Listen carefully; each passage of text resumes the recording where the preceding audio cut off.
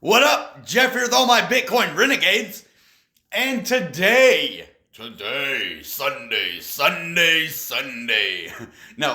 So today, crypto's recovering, just like I said it would. That is why I was giving you guys all this information on how to buy the dips, what it means to accumulate at the bottom, why you shouldn't be panicking, and why you shouldn't be selling your crypto at these low prices, and why you should be buying it at these dream level prices.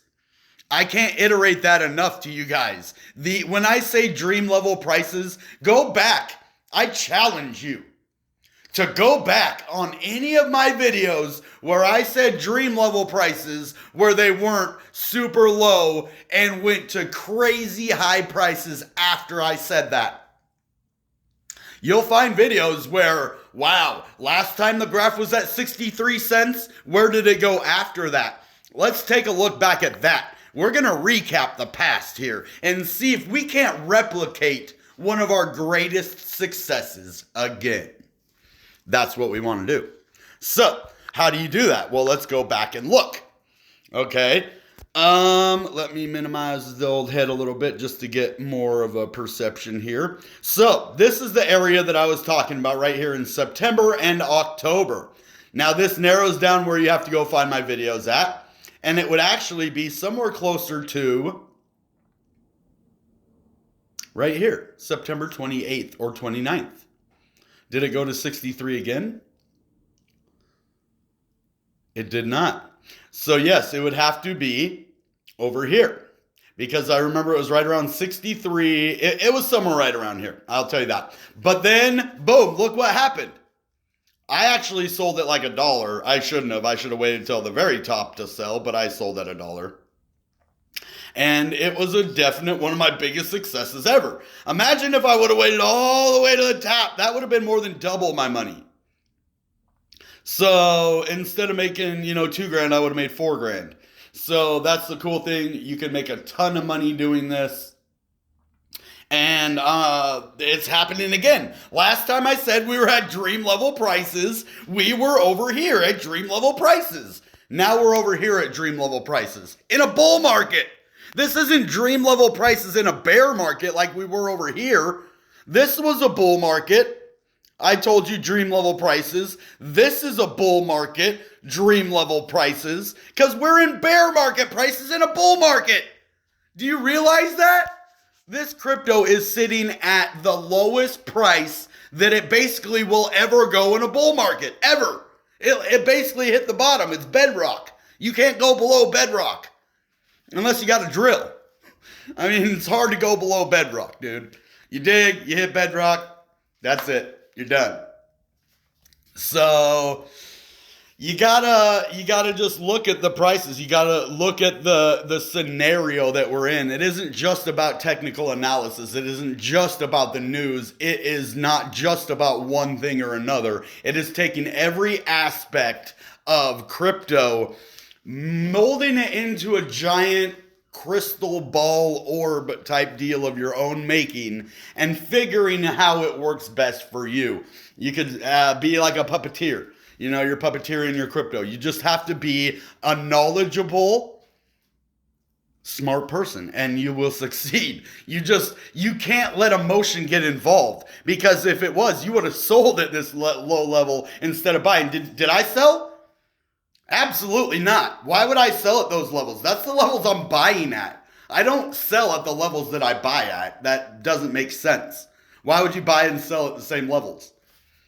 But when they go to these crazy low prices in a bull market, and maybe that's some of your guys' problem, you didn't believe we were still in a bull market. Well, hopefully this recovery is giving you a little bit of confidence in crypto.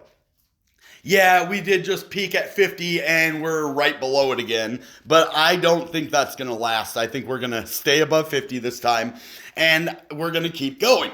Now, this is pretty good news. I would like to see us break above 51 and 51,500. That would be the best price for it to break. And then that way we have some kind of level of support above 50,000. Now, right now, our support looks like it's at 49.5, and that's, or 49 something. And that's not good. We don't want support under 50,000. We want support above 50,000. So today's close is crucial. We need to keep an eye at 5 o'clock. That's in 2.5 hours. 2 hours, 35 minutes from right now, we need to really pay attention to. Now, if we close above 50K on this weekly candle, we will be good to go. Possibly. There's always tomorrow morning. Mondays are notorious for wrecking everything, so we just have to watch. Let's sit back and just watch for the next couple of days and see where it goes. Accumulation levels were better had the last few days, right? At these lower levels. Even today, this went to 66 cents before it went all the way up to 70. So that would have been another good buy opportunity if you absolutely were being stubborn in the whole thing and like, oh no, we might be in a bear market, I don't want to buy. Well, this dip would have gave you one last opportunity to purchase at a profit because it was at 66, 67, went all the way down to low 66, all the way up to 70. So you would have made a nice little couple dollar profit, or, you know, depending on how much you put in there. Now, Algorand has recovered nicely as well. Not that great, but a little bit, you know, 143 to 155. Compared to where it was, this is actually a giant downfall, especially with all the money that was just put into it. But I think they are just, you know, that money is meant for projects and other stuff. So I really think that if we give it a chance, it will recover. It is just like all other crypto, though, and it had to find its legs underneath of it somehow during this dump. And so it found its legs at 143, and it's having a bit of a hard time, you know, just like all crypto is, you know, staying up. We're having major volatility. You see this volatility we're having? It isn't like major moving lots of money. It's just moving back and forth erratically. It's like an earthquake is happening in crypto right now. And the crypto charts are just seismometer machines and seismometer machines, or whatever you want to call them, that detect earthquakes. So, seismograph? Seismometer? I don't know. But it's one of those deal looking things, or a brain scan where you're like, you know, and it just can't sit at one price. So there you have it. We have it all over the place. Now, what other cryptos are doing good? I did some videos about some unknown cryptos yesterday. Well, Quant isn't unknown, but Assemble Protocol was. So, but let's look at COT for a second. Now, this one, everybody really loved it when I did the video on this, and I'm just trying to figure out why. I made one video, a short video about it, and a long video, and the short video did well, the long video did okay. So, $313 million market cap, 62 million, moving through it, 89%. So, there is a lot of people moving in this crypto right now. What is COT even? Token that powers COT, a project that describes itself as a DAG, directed a cyclic graph.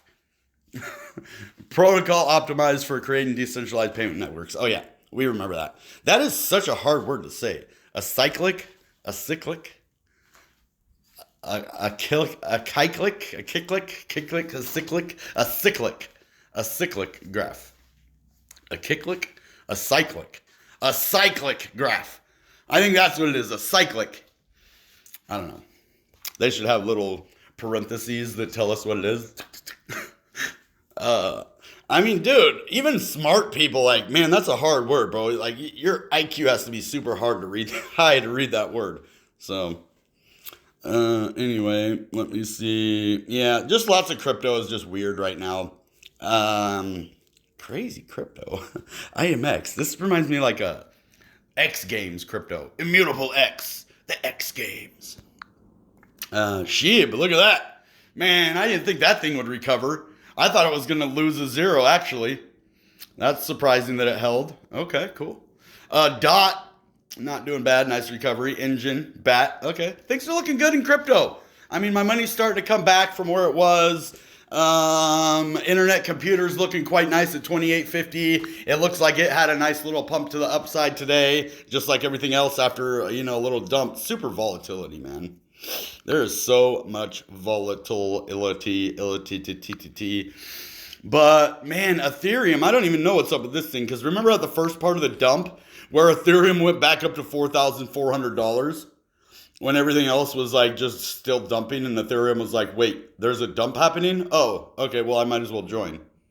It's like Ethereum didn't even know a dump was happening. They're like, oh, wait, we're dumping? Oh, wait, let me finish. All right, okay, now we can dump. Like, what the heck, dude? Its real dump was over here. It was supposed to be before that. Oh, I guess it was 35. It did dump to 35, but then it went all the way back up to 44. What the heck, dude? And then back down and another dump? Wow, dude, they did us dirty. That's a lot of volatility for Ethereum. That's because people wanted to buy in at a cheaper price. You know that's a lot of the time why the crypto moves down to those low prices, right? Is because rich people want to buy them at a cheaper price so that they can make more money off of them. That's why they dump the prices on us and then they go right back up. Because they are trying to make as much money as they can. So why don't you follow suit, and when they dump it on us like this, buy as much as you can, not financial advice, entertainment purpose, only common sense, and become rich, or at least take control of your financial situation. All right, that being said, you know what time it is. Goodbye and good Bitcoin.